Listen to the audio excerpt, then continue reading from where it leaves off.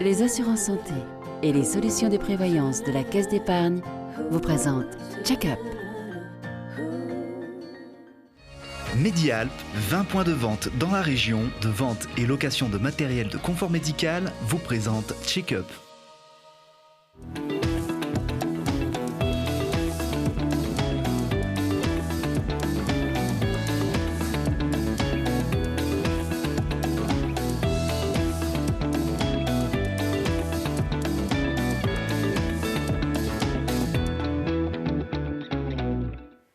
Bonjour à tous et bienvenue, je suis ravie de vous retrouver dans un nouveau numéro de Check-up, le magazine de la santé et de l'innovation de Télé Grenoble.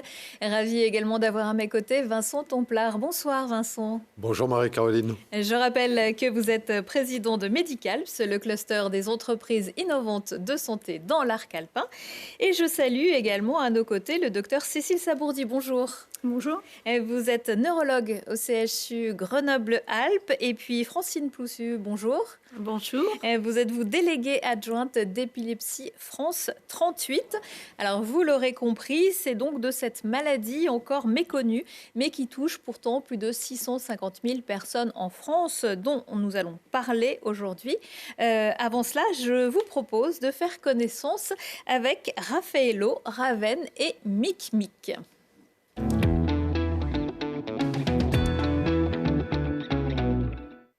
Alors je vois Vincent que j'ai un peu aiguisé votre curiosité. Raffaello, Raven et Mic Mic sont des alpagas, de vraies peluches sur pattes qui sont aussi facteurs de soins. Leur seule présence suffit à stimuler les relations sociales, les activités d'éveil ou l'apaisement. C'est en tout cas ce qu'ont pu constater il y a quelques jours les habitants d'une résidence pour personnes âgées à Saint-Égrève. Arthur Glory a lui aussi complètement craqué. C'est une véritable boule de laine aux bienfaits apaisants. Ces trois alpagas sont les vedettes du jour pour une animation pas comme les autres. La zoothérapie, de plus en plus utilisée, se diversifie. Une volonté de cet établissement aux activités insolites. Le groupe Espace et Vie est toujours à la recherche d'activités un peu hors du commun. Typiquement, ici, on a instauré le basket. Pour des seniors, c'est assez peu commun, mais ça fonctionne super bien. Là, on repart sur 2 trimestres. Et on fait également de la peinture sur verre, du yoga, donc beaucoup de choses qui sont dites jeunes et au final adaptées quand même pour les seniors. Et du coup, c'est une sorte un peu de médiation animale, enfin une rencontre aujourd'hui avec les alpagas. On les croirait tout droit venus du Pérou, mais ces alpagas sont 100% isérois et ont élu domicile à Saint-Antoine-l'Abbaye. Ces animaux écologiques, calmes, à la pointe de personnalités bien trempées, se multiplient sur notre territoire. Une aubaine pour les élevages qui attirent de plus en plus de monde chaque année. L'alpaga est en train de venir à la mode et pour éviter que ça tombe dans des dérives, que les gens fassent n'importe quoi avec, il est vraiment très important qu'on partage, nous les éleveurs, vraiment notre connaissance de l'alpaga. Et puis c'est des animaux tellement doux, tellement gentils, ils sont formidables pour tout ce qui est médiation animale, pour contact avec les personnes. Les oreilles grandes ouvertes, les résidents sont amenés à poser des questions et écouter les récits de l'éleveuse. Et certains ne peuvent résister à l'envie de les caresser. Les retours sont rapides, les yeux pétillent et on devine les sourires derrière les masques. Moi je vois tout à l'heure, au tout début, j'étais plus zen, plus... Oui. J'ai beaucoup aimé parce que les alpagas, c'est vrai qu'on n'en voit pas, j'en ai jamais bien vu. Et puis savoir tout ce qui... Oui, non, mais c'était très bien. Bien sûr, ça a envie de les caresser, ils sont mignons tout plein. L'alpaga est apprécié pour son côté thérapeutique. Il accueille les gens sans broncher et plus facile à dresser qu'un chien, il peut devenir un réel ami. En tout cas, il a déjà conquis son public. En voyant ce reportage, on se dit qu'on aimerait bien les embaucher sur notre lieu de travail, ces alpagas. Sachez aussi qu'il existe un institut de zoothérapie en Isère à Vellanne. Il faut les inviter sur le plateau. Bah oui, la prochaine fois.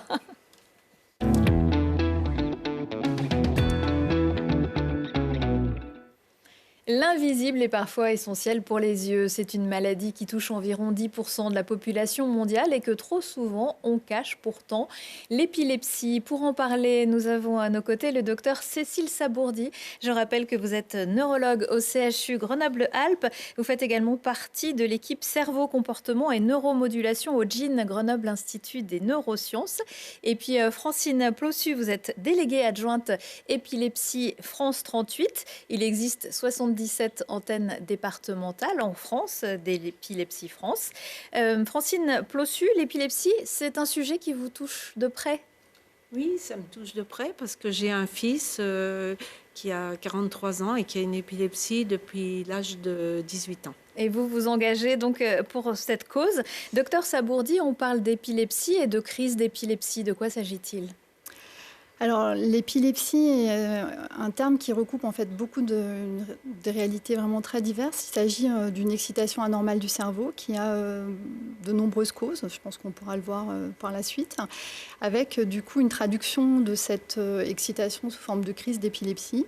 Et ces crises d'épilepsie, on le verra, vont être très différentes en fonction de la zone du cerveau qui va être excitée par ce phénomène. Alors justement, avant de continuer, je vous propose de regarder le reportage de Charlotte Faulkner pour une petite présentation générale. Contrairement aux idées reçues, l'épilepsie est une maladie assez fréquente qui touche presque 1% de la population. Elle concerne d'une part les personnes plutôt jeunes comme les enfants, les adolescents ou les jeunes adultes et d'une autre part les personnes âgées. On ne parle pas d'épilepsie au singulier mais plutôt des épilepsies car la maladie a des formes très diverses tout comme ses causes. Chez la population jeune, ce sont souvent des causes qualifiées de génétiques. Chez les personnes âgées, les crises sont souvent liées à des lésions cérébrales dues à des AVC. À la base, l'épilepsie est une maladie du cerveau qui est à l'origine de crises d'épilepsie. Une crise d'épilepsie, c'est une synchronisation brutale des activités dans les neurones qui va entraîner des signes cliniques, des manifestations qui vont en fait dépendre de la population de neurones, de cellules du cerveau qui est concernée par cette décharge épileptique. Si c'est tout le cerveau qui est concerné, on parle de crise généralisée. À ce moment-là, souvent, la personne perd connaissance, elle peut tomber, elle peut avoir des convulsions ou simplement être ailleurs, on dit qu'elle est absente. Et puis, il y a des crises qui sont en fait plus fréquentes, qu'on va appeler focales, parce que la décharge, la synchronisation anormale des activités, concerne une petite région du cerveau. Avec des causes et des manifestations variables, l'épilepsie n'est pas une maladie facile à traiter. Pour la diagnostiquer au mieux, des électrocardiogrammes et des IRM sont pratiqués pour estimer le risque qu'encourent les personnes face à des crises épileptiques. La majorité des personnes qui ont une épilepsie, avec un médicament, ne font plus de crise. Et du coup, leur vie est tout à fait normale.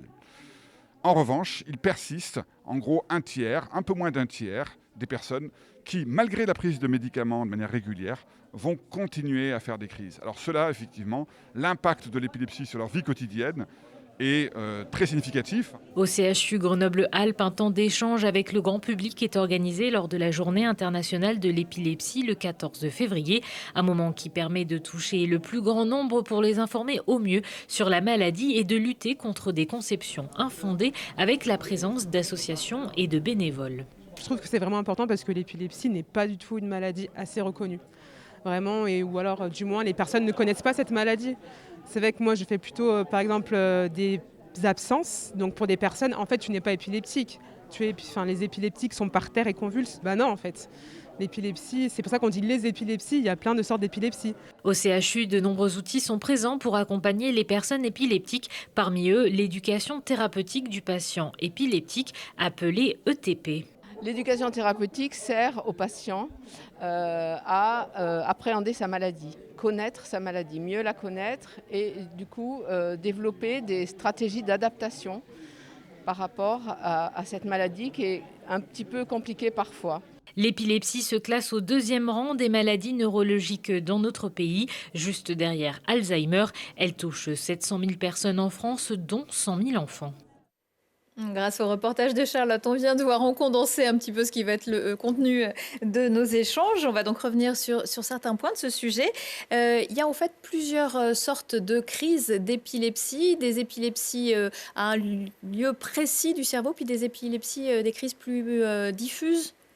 Alors oui, comme vous l'a expliqué le docteur Vercueil, la manifestation clinique, ce que les personnes peuvent voir de l'extérieur ou même ressentir quand elles sont patientes, cette manifestation va dépendre en fait de la zone d'excitation de cette fameuse décharge neuronale.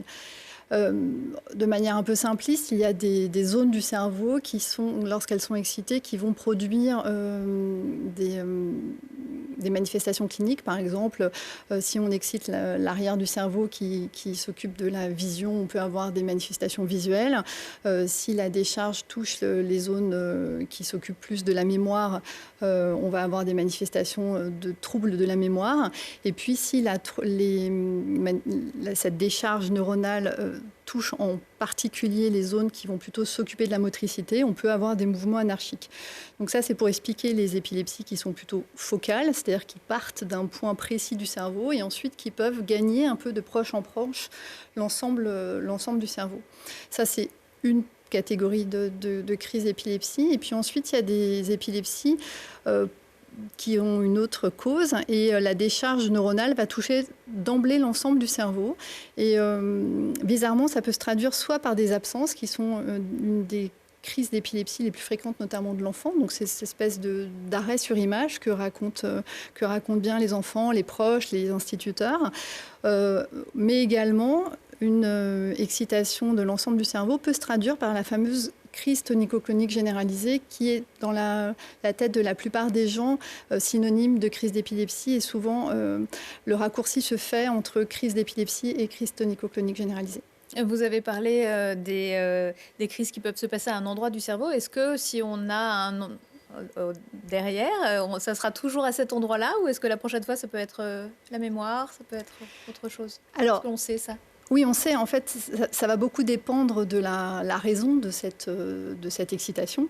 Je pense qu'on y revient également un peu plus tard. Et donc, si cette excitation est liée, par exemple, à une petite malformation, à quelque chose qui est situé dans cette région-là, les crises vont, la plupart du temps, toujours partir de cette zone-là. Mais après, comme je vous l'expliquais, l'excitation peut gagner un peu de proche en proche. Et donc, les premiers signes peuvent être visuels, mais derrière, il peut y avoir une succession de signes cliniques les uns derrière les autres. À quel âge peut survenir une crise? Ça dépend des causes? Oui, ça dépend des causes. En fait, on dit classiquement qu'il peut y avoir des crises d'épilepsie de 0 à 100 ans, avec des causes bien sûr souvent très différentes entre les crises d'épilepsie qui commencent dès la naissance et celles qui vont commencer chez la personne adulte, voire la personne adulte plus âgée. Alors pour les plus petits, puisqu'il y a des enfants qui sont détectés épileptiques assez tôt? Alors oui, en fait, la difficulté dans cette maladie, c'est que le terme d'épilepsie recouvre des réalités très différentes et des causes très différentes.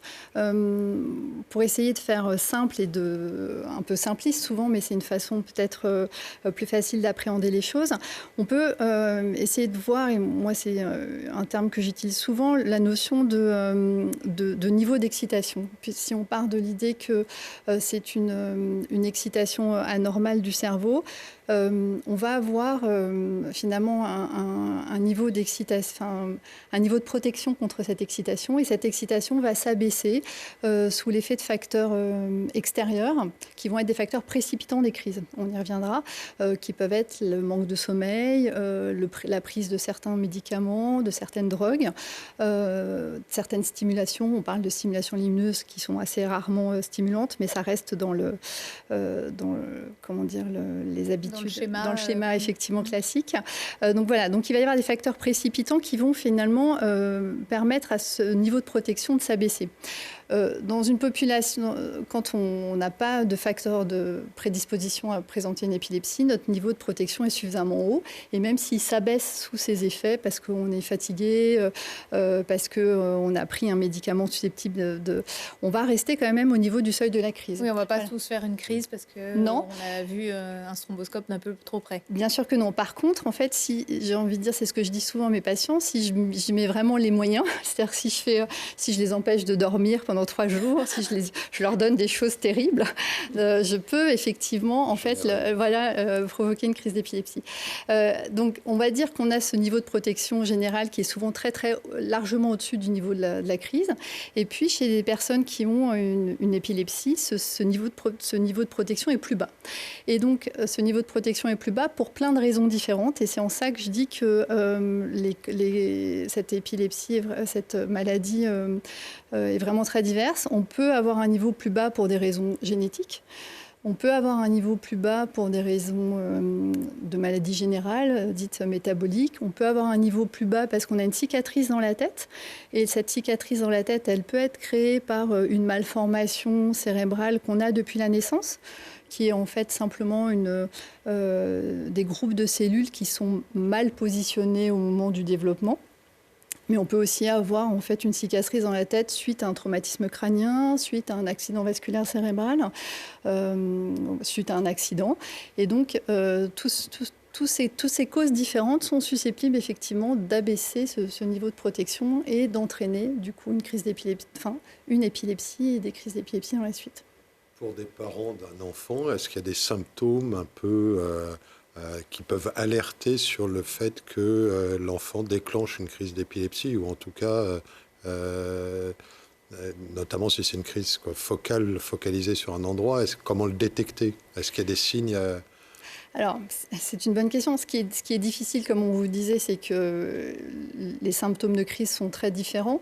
Il va y avoir par contre des choses qui vont être communes à toutes les crises, c'est le fait que ce soit stéréotypé, c'est-à-dire que ce soit toujours les mêmes types de symptômes qui arrivent. Ce sont souvent des symptômes assez courts, avec un début, une fin brusque, donc un changement vraiment brusque de comportement et d'attitude, et ce de manière vraiment un peu toujours les mêmes. Donc ça doit effectivement attirer l'attention, même si c'est des choses assez subtiles. On le sait, c'est-à-dire qu'effectivement les épilepsies à expression subtile mettent souvent du temps à être diagnostiquées. Donc même si c'est des choses un peu subtiles, le fait que ça se revienne comme ça régulièrement et que ce soit assez court. Ça peut durer combien de temps une crise d'épilepsie? Là encore, c'est variable? Alors c'est variable, mais ça reste relativement court. On est entre 30 secondes et 2 minutes en fonction des crises, mais ça reste quelque chose d'assez court. Alors c'est évidemment toujours trop long pour la personne et les personnes qui entourent, mais ça reste très très circonscrit dans le temps. Et vous évoquiez des éléments subtils, c'est-à-dire par exemple pour illustrer? Eh bien, on évoquait le fait que certaines zones du cerveau puissent être impliquées précocement. Par exemple, si vous avez une des épilepsies focales les plus fréquentes et une épilepsie qui implique les régions temporale. Donc temporale, vous voyez, c'est au niveau de notre tempe, sur la face, enfin, peu importe exactement où, mais en fait, ces régions, quand elles sont excitées, donnent des symptômes qui sont assez subtils, comme des sensations déjà vues, déjà vécues, une sensation de chaleur ascendante, une impression un peu diffuse au niveau céphalique, au niveau de la tête. Et ça, c'est des choses que les gens ont du mal à identifier comme pouvant être inquiétants. C'est le fait que ça survienne de manière stéréotypée comme ça, toujours de manière récurrente, qui doit un petit peu alerter. Alors bien sûr, des déjà vus, déjà vécus, on en fait tous. Voilà. Donc là, moi, je suis en train de me dire, aïe. Les caractéristiques des déjà vus, déjà vécus épileptiques sont un peu particuliers dans le sens où ils sont un peu plus longs, Enfin, il y a des caractéristiques qui entraînent un petit peu cette différence. Voilà. Francine Plossu, vous vous souvenez quand vous avez assisté à la première crise de votre fils? Ah oui, tout à fait. Alors lui, c'est crise partielle complexe, enfin une crise qui démarre dans la région temporale, donc qui donne des signes neurovégétatifs, une impression d'angoisse sur l'estomac. Et puis au bout de quelques secondes, je voyais ses yeux qui partaient et qu'il n'était plus vraiment là, avec une perte de contact, n'est-ce pas, qui dure quelques secondes. Donc oui, j'ai tout de suite remarqué qu'il y avait ce problème-là. En plus, vous êtes médecin, on peut le dire, de formation, donc vous étiez un petit peu alerté, mais ça doit être la panique. Sinon, quand quelqu'un assiste à une crise d'épilepsie, j'imagine que vous, en tant qu'association, vous avez aussi des proches qui vous contactent et qui vous disent « je suis un petit peu perdu ». Oui, alors comme Dr Sabourdi disait, la variété de la forme des crises entraîne aussi parfois du retard diagnostique. Nous, en tant qu'association, justement, on voit trop de gens qui galèrent et qui vont voir leur généraliste pour certains symptômes et qui ne sont pas... Parce que les médecins ne sont pas forcément... encore assez bien formés sur l'épilepsie peut-être? Je ne demande pas de critiquer vos collègues ni le programme. Si je pense qu'on aborde effectivement ces sujets-là. La difficulté est dans la subtilité des symptômes en fait. Il faut avoir entendu beaucoup de patients les raconter pour aussi y prêter attention. Et autre chose, c'est que souvent, ces symptômes un peu subtils, initiaux, les personnes ont du mal quelquefois à les raconter parce que le vécu est assez étrange.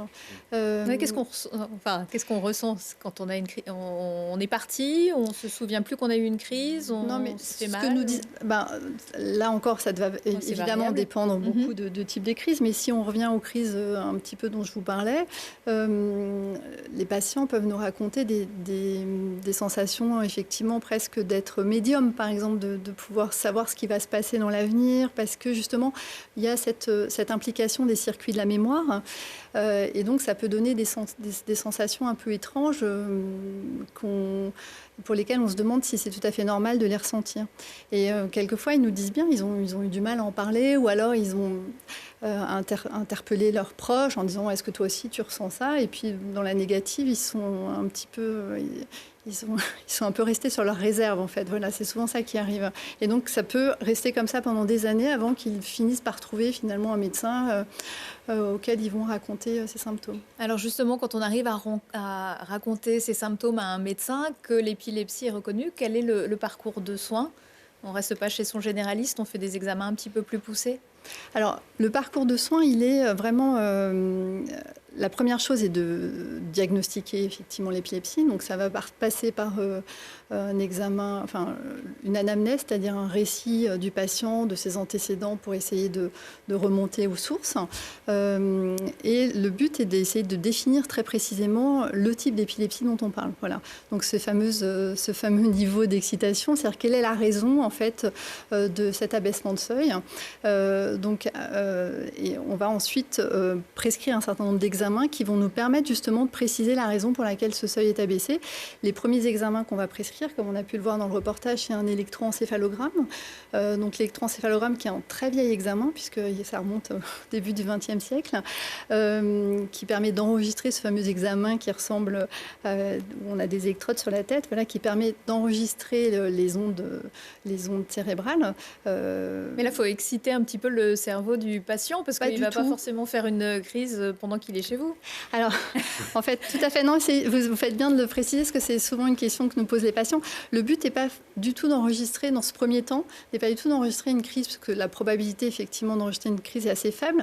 Elle est d'enregistrer ces petits signes, en fait, d'irritation qui vont nous permettre, en fait, de classer cette épilepsie, de savoir si on est plutôt sur une épilepsie focale, cette fameuse, ou une épilepsie généralisée. Et du coup, en classant ces épilepsies, ça va nous permettre ensuite d'orienter la recherche de la cause, ce qu'on appelle, nous, la recherche étiologique. Et ensuite, le reste des examens qu'on va prescrire va nous permettre de préciser cette cause. Donc, ça va pouvoir être souvent des examens d'imagerie, en premier lieu, une IRM cérébrale. Et puis ensuite, on va pouvoir prescrire plein d'autres examens en fonction de notre hypothèse initiale. Dans les minutes ou les secondes qui précèdent, est-ce que le patient peut agir s'il se rend compte qu'il va avoir une crise? Oui, alors il peut avoir effectivement des sensations qui annoncent la crise. On appelle ça des auras. Et là, ça lui donne le temps de se mettre à l'abri et de se mettre en sécurité, disons. Mais par exemple, mon fils, il ne sent pas toujours arriver, hein, et les enfants les sentent pas, enfin même n'importe qui ne les sent pas toujours arriver.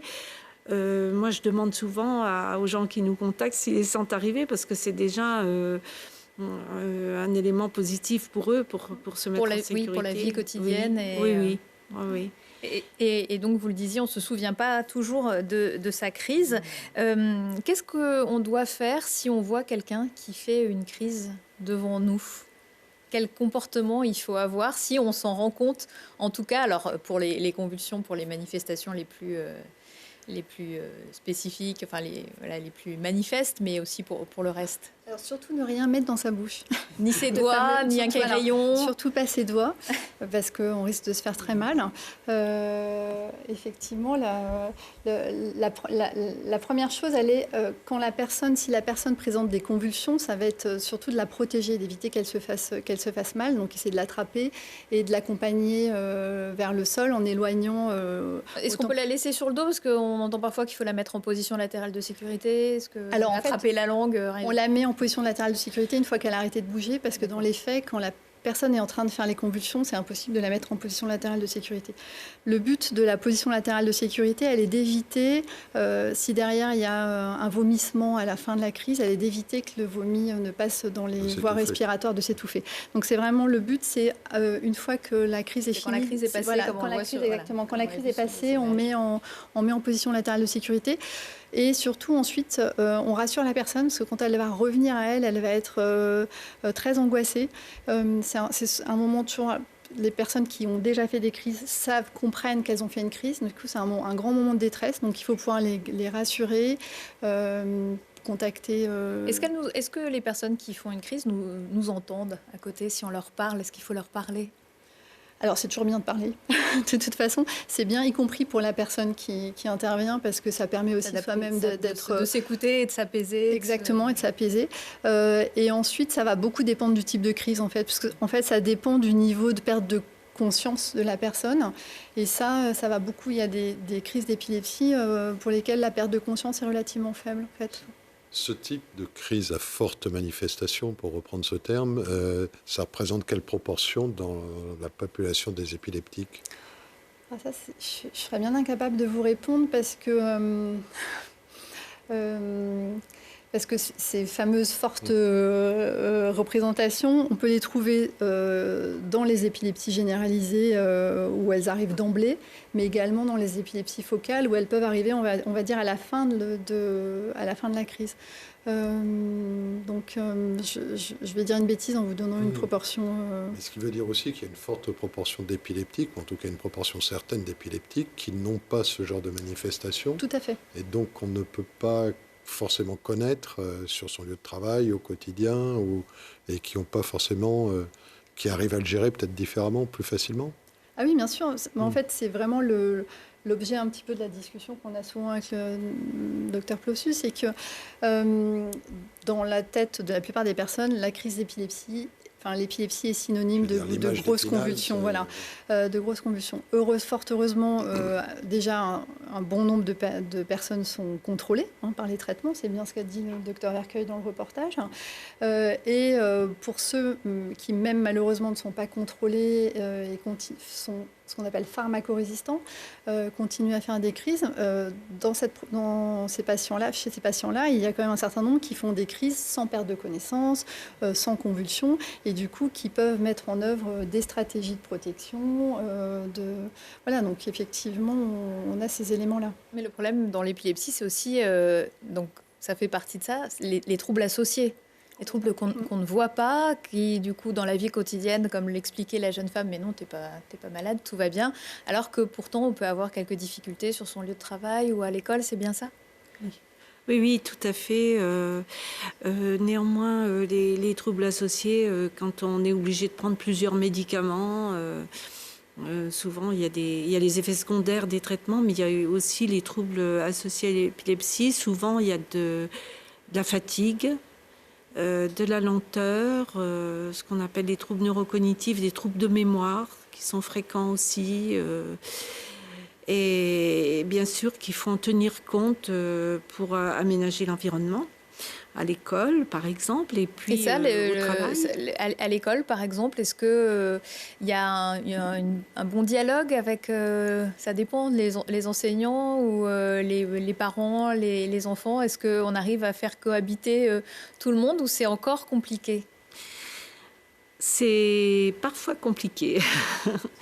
Mais bon, c'est sûr que les enseignants ne connaissent pas forcément la pathologie. Et quand l'enfant a été diagnostiqué, les parents vont voir l'enseignant et l'enseignant référent. Et il y a une réunion qui se fait, quelquefois, il faut administrer un traitement à l'enfant.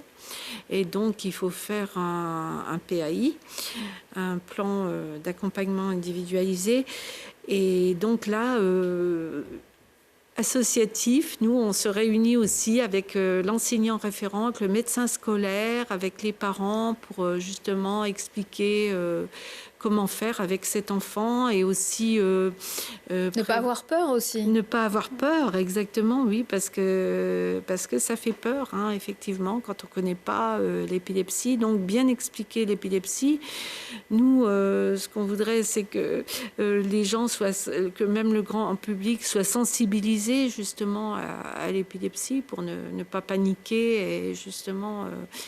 savoir comment faire. Et puis, les enfants, le problème des enfants aussi, c'est le développement cérébral. Hein. C'est-à-dire que quand les petits-enfants font de l'épilepsie, ils ont quand même souvent des difficultés d'apprentissage au niveau scolaire. Et ils ont besoin parfois pas du tout, mais parfois d'une assistante de vie scolaire pour les aider. Et ça, on sait qu'il n'y en a pas beaucoup. On sait qu'il n'y en a pas beaucoup. Il faut faire un dossier MDPH et nous, on aide justement les parents à faire leur dossier auprès de la maison départementale du handicap. Mais il y a plein d'enfants qui ont de l'épilepsie, qui peuvent être scolarisés en milieu ordinaire. L'épilepsie, c'est un mot qui fait peur. Hein. Dès qu'on parle d'épilepsie, par exemple, on voit des enfants qui présentent une épilepsie, qui sont plus invités aux anniversaires, qui se trouvent un peu seuls dans la cour de récréation, qui perdent leurs copains. C'est quand même une souffrance pour l'enfant, une souffrance pour les parents aussi, là, un peu cette mise à l'écart par rapport aux autres élèves. C'est là aussi que le rôle de l'enseignant et le rôle de l'association aussi, c'est des fois d'aller à l'école pour en parler aux petits copains, pour expliquer. Oui, faire un atelier de prévention comme on pourrait le faire sur la sécurité routière. Voilà, parce que c'est l'environnement en fait, de tous les enfants. Voilà, que c'est simplement un orage dans la tête et que l'orage va passer. Et voilà. Alors, après, il y a quand même les médecins scolaires ont l'habitude effectivement des crises d'épilepsie et donc le rôle après il est, comme vous dites, de faire le lien entre les neuropédiatres, les neurologues, les médecins, la médecine scolaire pour faire ces fameux projets d'accueil individualisés et projets d'accueil personnalisés pour les troubles associés en fait. Alors justement, les traitements, quels sont-ils? Ce sont des médicaments, un traitement à vie pour une maladie chronique? Alors, des médicaments, oui, mais pas toujours. Il arrive parfois, assez rarement, mais il arrive parfois que même dans le cadre d'épilepsie, on propose de ne pas traiter. Voilà. Notamment, c'est le cas dans certaines épilepsies de l'enfant, pour lesquelles les crises sont relativement rares et dont on sait qu'elles vont disparaître toutes seules avec la maturation. Elles peuvent disparaître. Oui, en fait, c'est en ça que je vous dis que l'épilepsie est vraiment diverse. C'est-à-dire que dans les épilepsies les plus fréquentes de l'enfant, il y a ce qu'on appelle des épilepsies qui sont liées à la maturation cérébrale et qui vont débuter généralement vers 6-7 ans avec des crises qui sont souvent nocturnes en début de soirée, qui peuvent être impressionnantes parce qu'elles touchent souvent le visage et le membre supérieur. Et souvent, c'est des épilepsies qui vont disparaître spontanément avec la maturation du cerveau. Alors, à part ces épilepsies-là, qui sont plutôt de bons pronostics, effectivement, la plupart des épilepsies, la première proposition qu'on va faire est des traitements médicamenteux, qu'on appelle des traitements anti-épileptiques, dont le but est vraiment de remonter ce fameux seuil. C'est-à-dire que ce n'est pas comme un traitement antibiotique qu'on va prendre pour traiter définitivement la maladie. C'est un médicament qui va permettre d'arrêter les crises. Et donc, pas de traiter le fond du... Pas la cause, voilà, on est d'accord, on traite les crises et du coup on permet effectivement de remonter suffisamment haut ce seuil pour permettre une vie sans crise idéalement. Et donc là, le type de traitement antiépileptique qu'on va proposer à l'enfant, à l'adolescent, à l'adulte va dépendre justement du type d'épilepsie qu'on aura identifié. On craint parfois les effets secondaires de ces médicaments. Qu'est-ce que ça peut être? On se dit, ah ben non, On entend des gens épileptiques près de soi qui disent mais non, moi je veux pas le prendre parce qu'après je vais être un petit peu léthargique ou je suis pas sûre d'avoir les bons réflexes quand il faut. Alors, bien sûr, hein, je pense que toute personne à qui on propose un traitement avec l'idée que ça sera un traitement à prendre plusieurs mois, plusieurs années, voire à vie pour certains, a forcément des réticences qui sont tout à fait compréhensibles. Donc on connaît en fait les effets secondaires les plus habituels de chacune des molécules qui sont différents en fonction des molécules. Et donc là, après, c'est notre accompagnement, c'est à nous d'accompagner au mieux les patients pour qu'on évalue ensemble les bénéfices et les risques en fonction des molécules et en fonction aussi du profil de la personne. Donc on va étudier ça effectivement.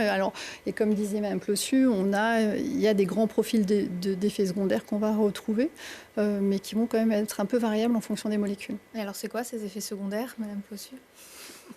Les effets secondaires qu'on retrouve le plus souvent pour la plupart des médicaments, c'est quand même la fatigue. La lenteur, des difficultés de concentration, c'est surtout ça. Et quand on prend plusieurs médicaments, c'est davantage marqué. Mais le risque, c'est le bénéfice, risque et avantage. Complètement. Comme tout médicament, dès qu'on a une pathologie chronique, une hypertension artérielle, un asthme, un diabète, la question qu'on pose, c'est finalement une codécision. Hein. C'est-à-dire qu'effectivement, on est là avec le patient pour expliquer les différentes alternatives, les effets secondaires les plus habituellement rencontrés, puisque avant qu'un médicament soit disponible sur le marché, il a été étudié bien en amont, donc on connaît son profil de tolérance et d'efficacité. Donc c'est ce qu'on discute avec le patient et on choisit avec lui, en connaissance de cause, le traitement. En étant, bien sûr, le but après, dans ce parcours de soins, c'est de revoir le patient et de rediscuter rapidement avec lui de l'efficacité, bien sûr, mais également de la tolérance. Et la question s'est notamment posée avec les femmes enceintes et la dépakine. Tout à fait. Alors, évidemment... Qui est un médicament accusé de provoquer des malformations du fœtus ou des retards de développement du nourrisson. Tout à fait. Alors, c'est effectivement un effet secondaire du valproate de sodium, donc la dépakine chez les femmes enceintes. Alors, c'est aussi un effet secondaire possible d'un certain nombre de molécules. C'est pour ça qu'il existe il existe un certain nombre de centres de vigilance. On connaît le CRAT en France qui recueille comme ça tous les effets indésirables pour savoir s'il est possible ou non de prescrire telle molécule pendant la grossesse.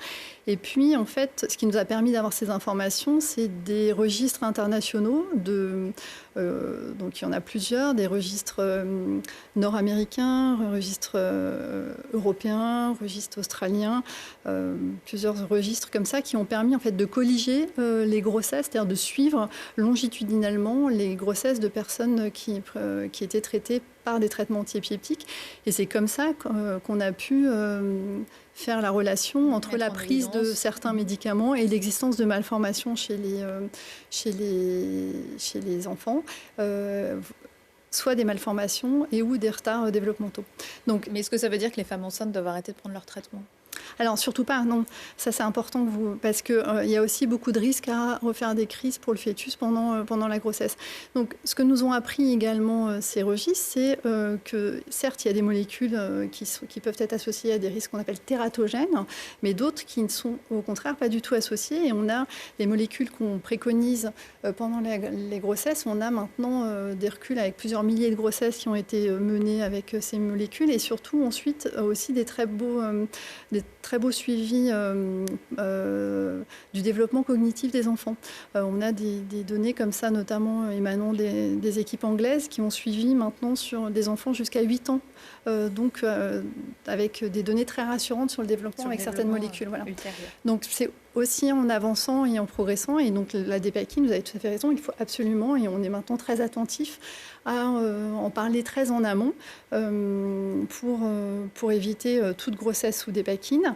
D'ailleurs, de toute façon, les femmes qui prennent de la dépakine signent en fait un protocole d'accord, donc qui permet vraiment d'être sûr que les informations ont bien été données. Alors on a parlé des traitements médicamenteux, mais dans 30% des cas, les épilepsies sont pharmacorésistantes. Il est parfois nécessaire d'opérer, et puis la recherche, vous allez le voir, progresse aussi dans ce domaine. Voyez le reportage de Laurie Baillet. L'épilepsie est la maladie neurologique la plus fréquente après la migraine. En moyenne, 30% des patients épileptiques ne répondent pas aux traitements médicamenteux et souffrent alors d'épilepsie pharmacorésistante. Un autre choix s'offre à eux, la neurochirurgie, et s'ensuit une batterie d'examens pour établir le bilan préchirurgical. À la fin de cette première partie, on décide si le patient est opérable directement ou bien il faut poursuivre les investigations chirurgicales et à ce moment-là, alors, on va faire appel au neurochirurgien pour la mise en place d'électrodes au sein même du cerveau. Au cours de la stéréo-EEG, on enregistre les crises et souvent, on arrive à déclencher les crises du patient et à la fin de cet examen invasif, on arrive à dessiner le contour plus exactement de la résection. C'est là où on va décider si la région qui a été identifiée comme zone épileptogène peut être réséquée complètement ou seulement en partie selon les contraintes fonctionnelles chez les différents patients.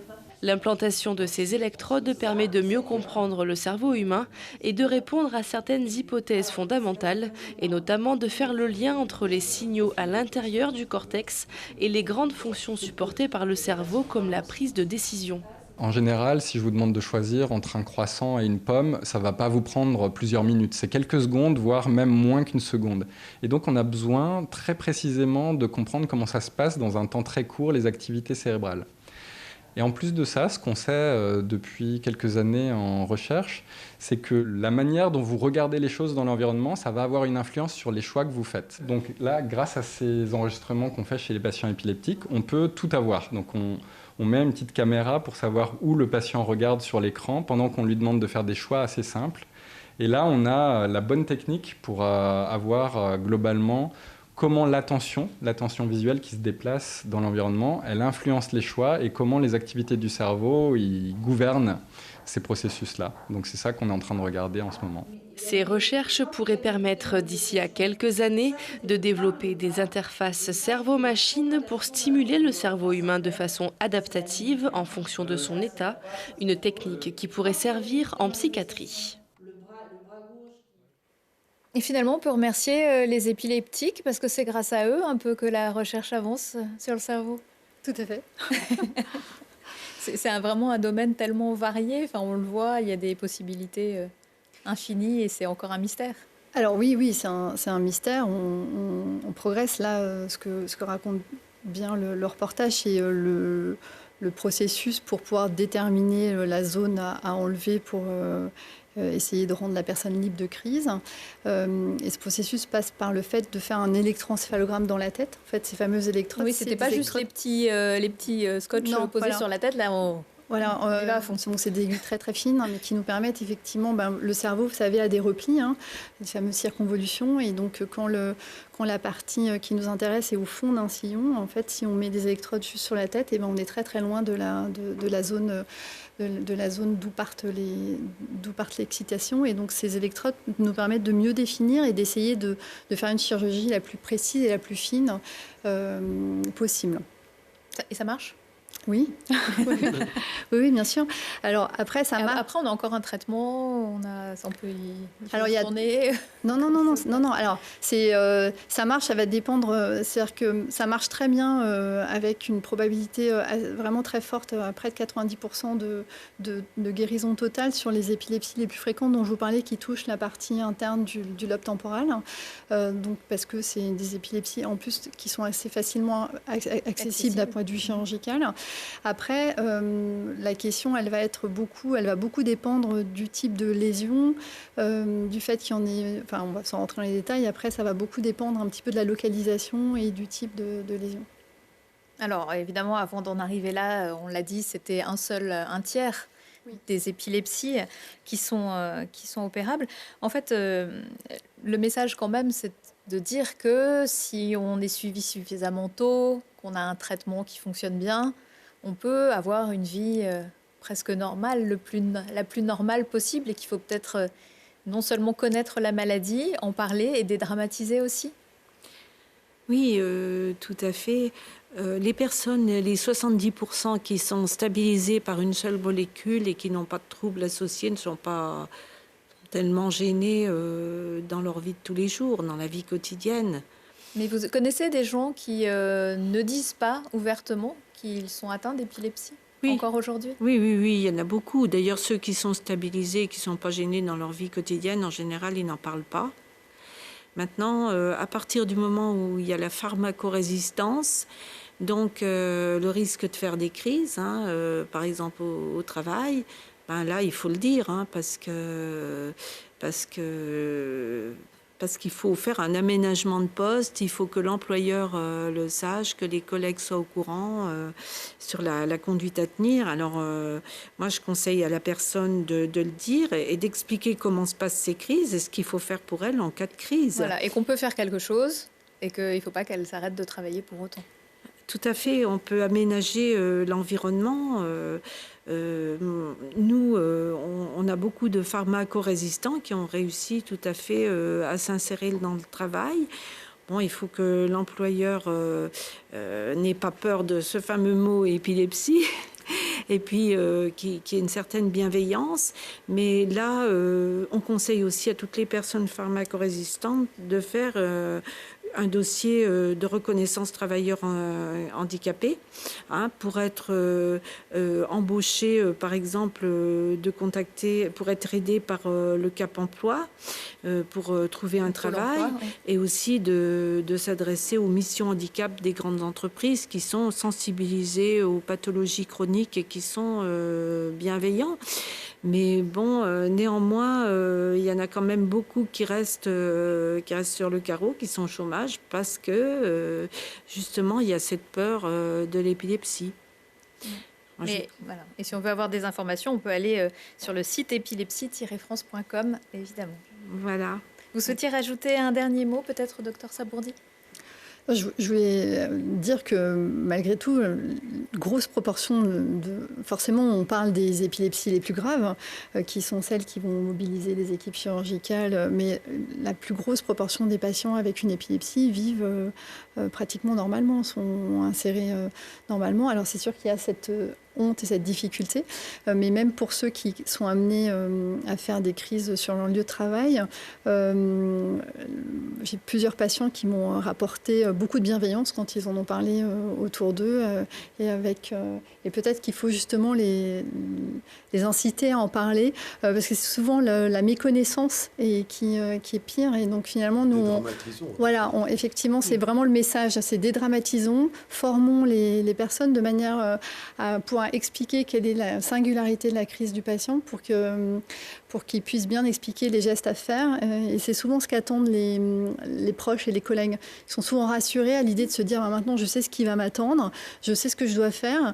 Et on a eu plusieurs beaux témoignages comme ça de patients qui finalement nous ont rapporté une détente globale de l'ensemble du bureau une fois que les choses avaient été dites. Mon fils est pharmacorésistant, il est ingénieur au CNRS. Il a écrit un livre sur son parcours, parce que son parcours a été quand même un peu semé d'embûches. Il a par un moment été professeur des écoles. Il n'a pas pu rester dans ce métier, non pas à cause des crises, mais à cause de ses troubles de mémoire. Et là, il gère ses troubles de mémoire, et ses collègues sont au courant. Il a beaucoup de bienveillance et il a écrit un livre donc qui s'appelle Épileptique et alors, voilà, sur son parcours. Avec justement, les gens ont souvent peur de faire la démarche du dossier MDPH. Le mot handicap leur fait peur.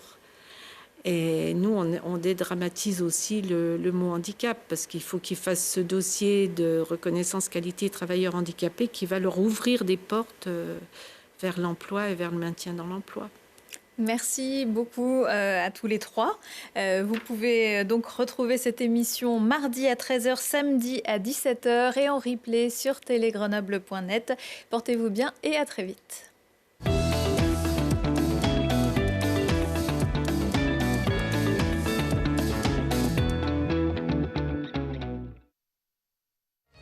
Medialp, 20 points de vente dans la région, de vente et location de matériel de confort médical, vous a présenté Check-up.